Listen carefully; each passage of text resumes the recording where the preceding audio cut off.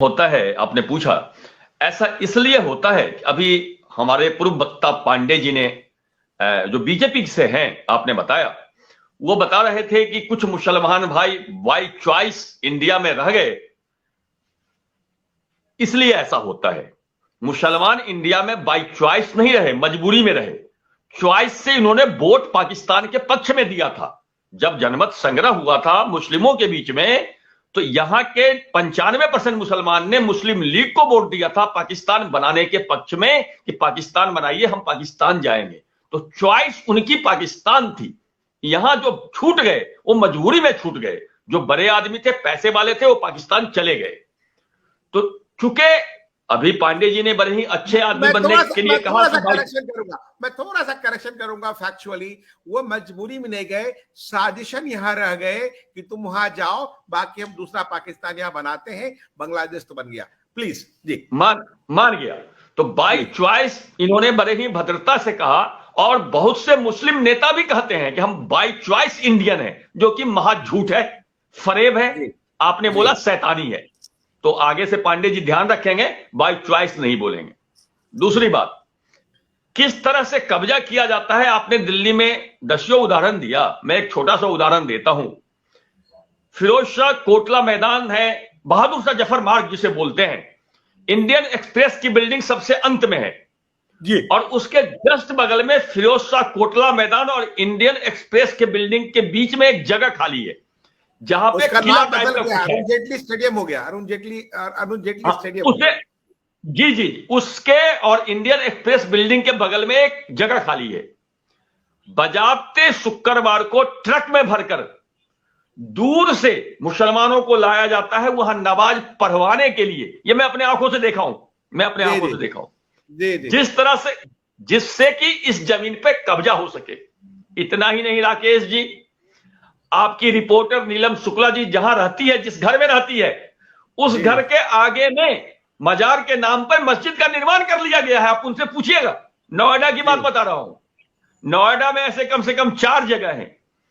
तो इन लोगों की एक रणनीति है कि हम एक प्रयास करते हैं कि हिंदू को कहां तक दबा सकते हैं। आप जितना दबिएगा वो दबा करके उस पर कब्जा कर लेंगे। गुड़गांव में क्या हुआ? गुड़गांव प्रशासन की भी गलती है। 20 जगह 20 पार्क में नमाज पढ़ने की अनुमति दी गई है पुलिस प्रशासन द्वारा। यदि कोई हिंदू संगठन 40 पार्क हनुमान चालीसा के पाठ करने के लिए मंगलवार के दिन में बुक करे, रोज हर मंगलवार, यह पुलिस प्रशासन देगा? मैं पांडे जी बीजेपी के प्रवक्ता है, नेता है, जो भी है, मैं इनसे पूछना चाहता हूं, हरियाणा में आपकी सरकार है, आप यहां तो बोल रहे हैं, अपनी सरकार को घेराव क्यों नहीं करते? मनोहर लाल खट्टर को क्यों नहीं बोलते कि ये परमिशन कैंसिल करो? और जब उस जमीन पे हिंदू हनुमान चालीसा का पाठ करने जाता है, आपकी पुलिस लाठीचार्ज करती है। कल 20 हिंदुओं को अरेस्ट कर लिया गया है गुड़गांव में, सेक्टर 37 में। कल 20 हिंदुओं को गिरफ्तार कर लिया गया है। आपने नमाज पढ़ने वाले को क्यों नहीं गिरफ्तार किया? तो ये सरकार की दोगली नीति रही है, भारत के सरकार की। गुड़गांव बताइए, वहां से लोग नमाज पढ़ने आ रहे, ये साजिश, वहां से लोग नमाज पढ़ने आते हैं, फ्री प्लान से आते हैं, कब्जा करने के लिए आते हैं। मैं आपको नोएडा गुड़गांव की घटना में इसलिए बता रहा हूं कि बीजेपी की सरकार है। पांडे जी को चाहिए कि मनोहर लाल खट्टर के घर का जगह घेराव करे। हमारे नोएडा में सेक्टर 58 में फैक्ट्री एरिया था, एक पार्क में इसी तरह की दुस्साहस की गई थी। जब यहां के एसपी को पता लगा, वो गया, 10 लठ बजाया, अगले जुम्मा से कोई नजर नहीं आया उस पार्क में। ये बीजेपी सरकार की फेल्योर है, हरियाणा सरकार की। और हरियाणा सरकार को चाहिए कि इस पर सख्ती करे, नहीं तो ये दिन दूना रात चौगुना हो जाएगा। आपको बैठने के लिए जगह नहीं मिलेगा, चलने के लिए सड़क नहीं मिलेगा, रेलवे। मैं एक अंतिम बात, मैं गया था बेंगलोर।